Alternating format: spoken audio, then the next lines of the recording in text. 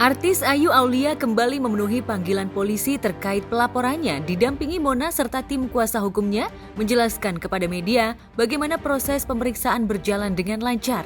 Pada kesempatan itu Ayu juga menjelaskan sudah sejauh mana proses pelaporannya sejak Ayu melayangkan surat laporannya atas GG Francisca ke polisi pada 3 Oktober 2023 lalu. Kebetulan ini Ibu Mona. Ibu Mona ini menjadi saksi. Tadi kita dari Polres ya Bu. Iya. Dia menjadi saksi di laporan aku, yaitu Undang-Undang ITE yang dimana nama aku dicemarkan di sosial media ya. Pelakunya yaitu di praduga pelakunya adalah GG gitu kan. Cuman ini kan masih proses lidik ya. Gitu. Dia sudah melihat terus aku difitnah.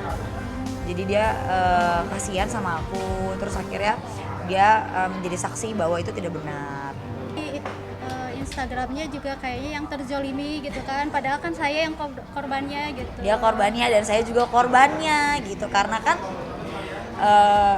seolah-olah seperti saya masih berpacaran dengan si suaminya yang pertama, padahal suami pertamanya juga kan dizolimin.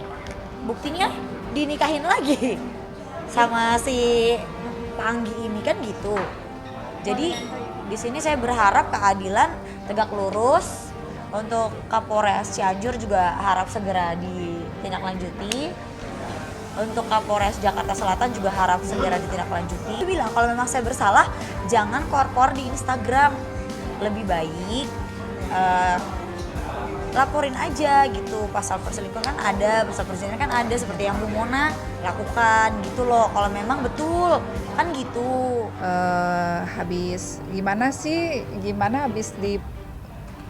habis psikisnya pasti, mentalnya pasti kena dong. Jadi aku juga bingung waktu itu harus curhat sama siapa, harus berkoar ke siapa. Jadi akhirnya aku luapin di sosmed, dan karena Ayu pun tadinya teman dekat aku sendiri, jadi ya aku berani gitu. Nggak nyangka aja sih ternyata yang nyakitin teman dekat.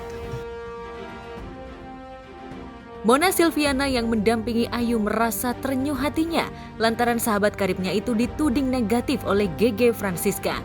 Padahal menurut mereka Ayu Aulia tidak melakukan seperti yang dituduhkan. Justru sebaliknya, GG yang melakukan banyak pelanggaran. Lantas kesalahan apa yang telah banyak dilakukan GG versi Mona dan Ayu? Kebetulan Bu Mona ini adalah istri dari Bapak Anggi. Yang sempat saya ceritakan, ingat gak? Bahwa GG pernah menikah di Cianjur. Nah ini adalah ibunya. Nih ya. Istri sah dan dia dari Anggi, dan dia kebetulan dizolimi dan dia juga direbut suaminya pada tahun lalu di bulan 2022 ya. Dari tahun 2022 udah terjadi perselingkuhan antara GG sama Anggi ini. Dan sudah dilaporkan pasal perzinahan dan sudah menjadi tersangka. Nah sebenarnya aku sama Bu Mona ini udah semenjak GG hadir ke permukaan, kan yang berkoar-koar duluan kan GG ya, bukan saya. Saya itu kan hanya yang pertama kali saya muncul itu kan perselisihan saya dengan mantan tunangan saya kan. Lalu dia muncul kan di situ. Nah, disitulah Bu Mona berhubungan dengan saya gitu. Jadi saya juga bilang, Bu, saya di sini tidak ada kapasitas apapun untuk masuk ke ranah ibu. Tapi kalau misalnya nanti saya membutuhkan ibu untuk menjadi saksi saya, karena ibu tahu semuanya, saya harap ibu juga bisa membantu saya. Jadi saling membantu. Memang dugaan perselingkuhan dengan suami aku ya. Oh ya, dia juga kemarin berkoar juga ya soal pernikahan aku yang di Cianjur. Cuman itu nggak penting, itu udah masa lalu aku. Kalau sekarang sih aku lagi fokus ke KDRT-nya. Kalau permasalahannya kenapa, ya itulah dugaan perselingkuhan, dan ada beberapa chat bukti-buktinya. Masalah ini sepertinya makin melebar. Kubu Ayu mulai menguliti GG lantaran ia juga pernah menjadi wanita idaman lain suami Mona hingga bahtera rumah tangganya harusnya garam. Perselingkuhan antara GG dan suami Mona itu terbongkar. Akhirnya ia memilih menempuh jalur hukum. Untuk saat ini memang kita sudah ada upaya proses hukum juga. Karena lokasinya di Cianjur, maka kami pun melaporkan di lokasi Cianjur. Terkait kita ada pelaporan dugaan perzinahan, KDRT, dugaan KDRT, sama ada lagi yang kita baru masuk yaitu dugaan pemalsuan dokumen. Ya, sekarang ini ada buktinya yang baru masuk itu ada pemalsuan dokumen yang saat ini sudah masuk. Jadi laporannya ada dugaan pemalsuan dokumen yang dibuktikan dengan adanya akte cerai yang diduga palsu. Ini akte cerai palsunya dari antara Bu Mona sama Bapak Anggi sama suaminya, padahal pada waktu itu belum terjadi perceraian dan ini diduga palsu. Bulan Juli 2023 pemalsuannya. Jadi ketika ada proses laporan tentang perzinahan, maka muncullah ini. Tujuannya memang mereka untuk membantah dari laporan ini, padahal itu menimbulkan kasus baru. Tahunya dari laptopnya Pak Anggi. Ada apa Bu di situ? Ada PCS gitu. Terus di situ juga ada chattingan. Terus juga ada apa sih namanya, kata-kata sure gitu ya. Yang tidak layak ya.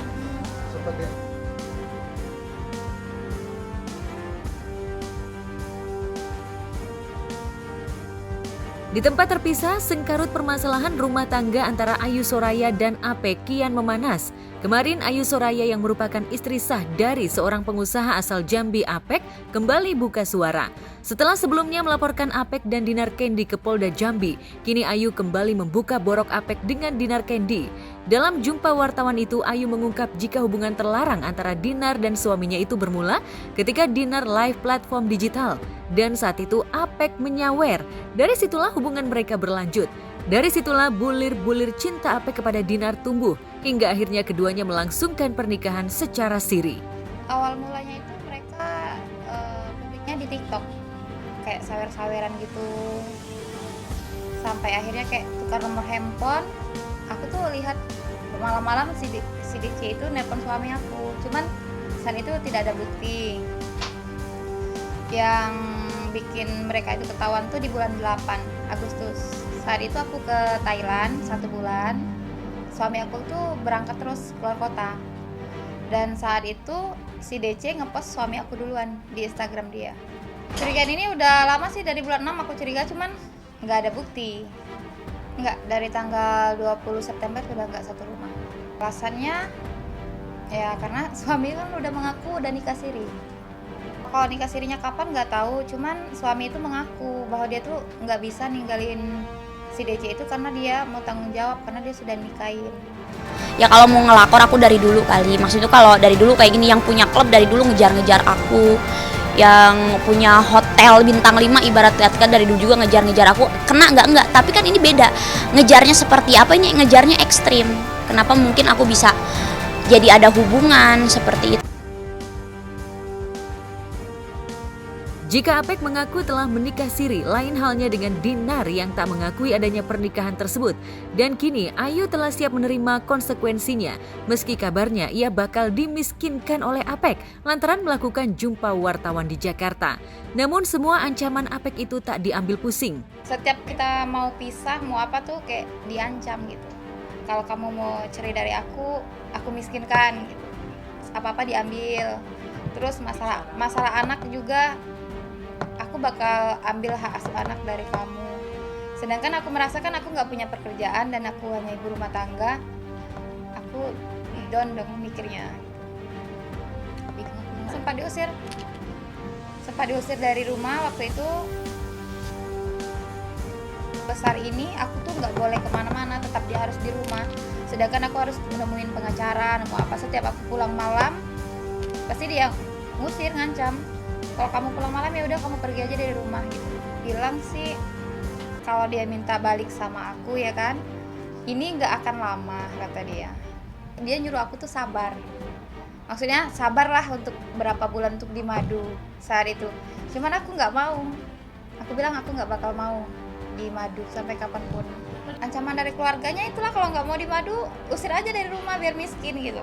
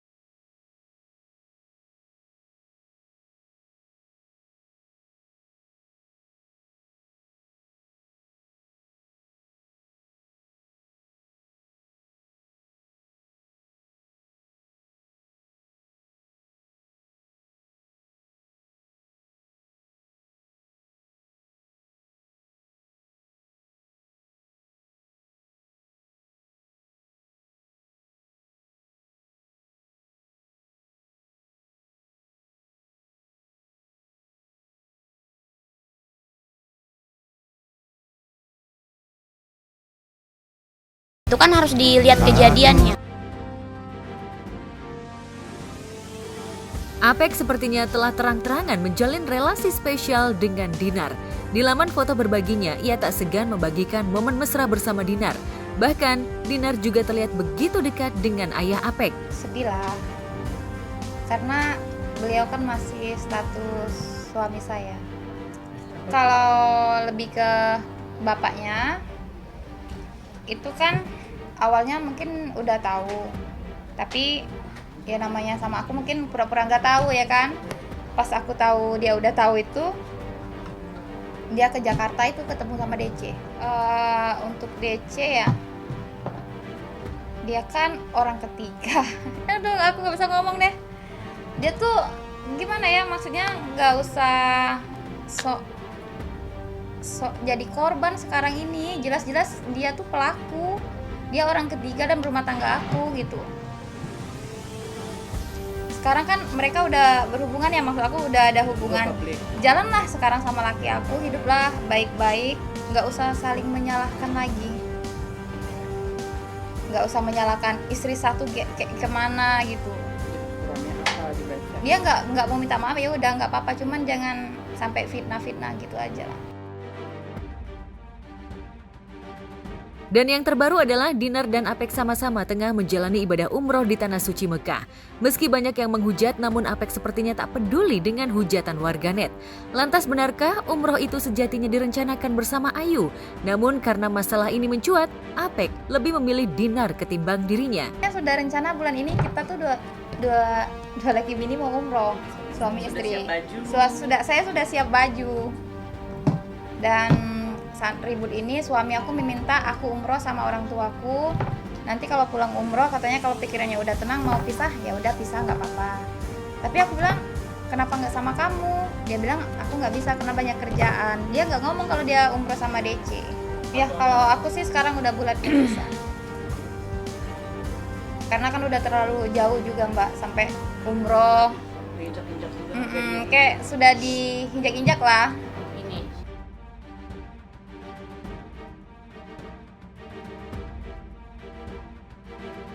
Kisah asmara Eva Manurung dan kekasih berondongnya Jordi Ali juga memantik reaksi beragam dari warganet. Pasalnya di tengah prahara yang tengah dialami rumah tangga anaknya, Virgon dan Inara Rusli, justru keduanya memamerkan kemesraan di lini masa.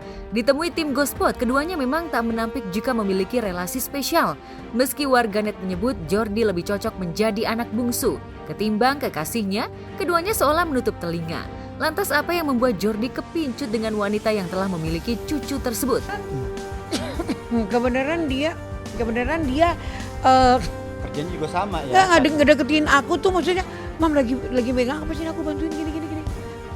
Aku bantuin gini, sini gini. Jadi setiap kali aku ada event dia anterin Ya, gitu. kalau Ada aku- kegiatan. Kalau dia nggak syuting, dia datang. Nah lama-lama ya gitu. Ya lihat aja kan gitu. Saya nggak bisa bilang A B C D E F G, kalian nilai aja sendiri, lihat sendiri bagaimana ininya, udah gitu aja.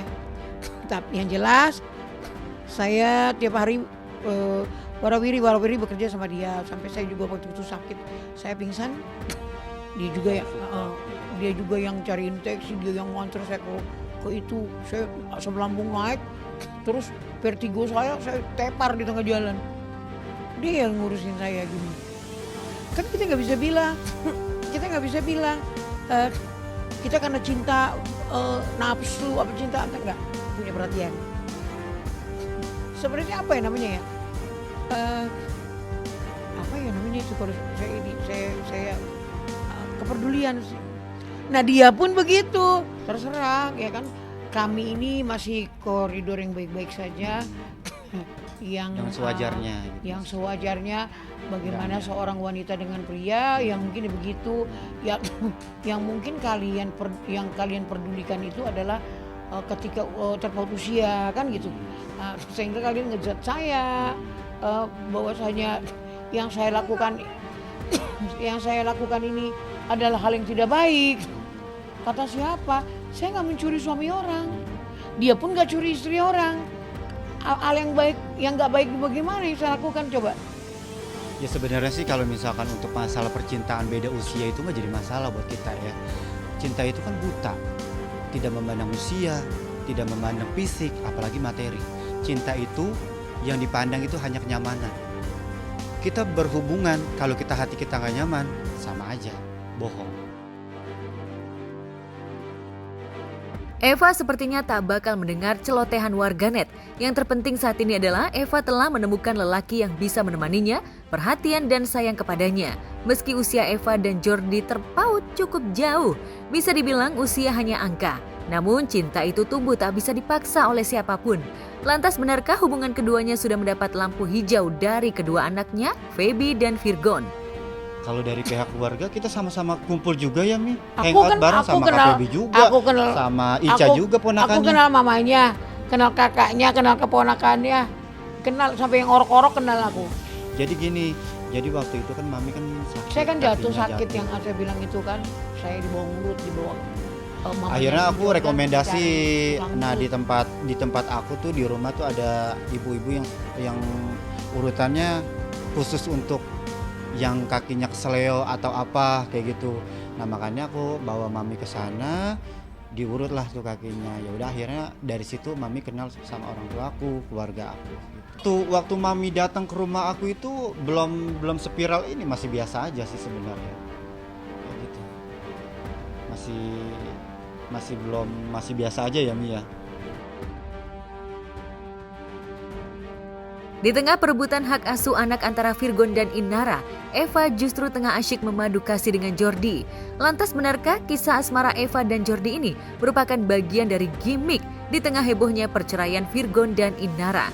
Benarkah Eva dan Jordi panjat sosial dengan kasus sang anak yang hingga kini masih sengit? Apalagi sejak romantisme antara keduanya dipertontonkan di jejaring maya, banyak undangan di stasiun TV swasta. Yang penting kan yang ngejalanin kita berdua yang tahu gitu. Kalau misalkan netizen mau bilang aku pansos lah inilah itu, terserah mereka gitu. Enggak. Aman-aman aja. Jangankan kalian, keluarga saya lawan kalau nggak beres, ya kan? Apalagi kalian yang nggak tahu apa-apa tentang saya. Sangat berterima kasih sama Tuhan yang di atas, oke? Tapi begitu anak saya kecemplung kayak gini, jalannya Tuhan juga kita nggak tahu ya. Begitu anak saya bermasalah, saya pun nyemplung di dalam, anak saya yang perempuan juga nyemplung di dalam.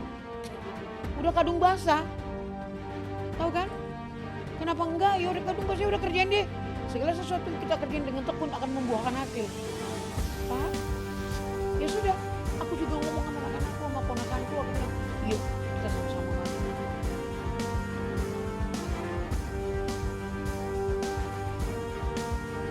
Jika keduanya menepis hubungannya hanya settingan, akankah temali kasih yang kini tengah dirajut bakal berakhir di altar pernikahan?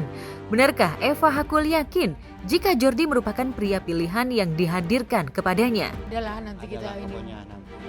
Spektakuler lah. Harapannya semua jadi baik, ya kan? apapun itu nantinya gitu. Dari mulai pekerjaan, bisnis, ya kan, hati, pikiran, keluarga, semua jadi baik. Mami itu yang penting sehat, panjang umur, diberikan rezeki yang berlimpah, jadi biar dia bisa kesana kesini. Karena yang aku lihat Mami butuh sosok yang benar-benar care sama dia. Teman-temannya aku selalu doakan Mami yang terbaik, biar Mami diberikan jalan yang terbaik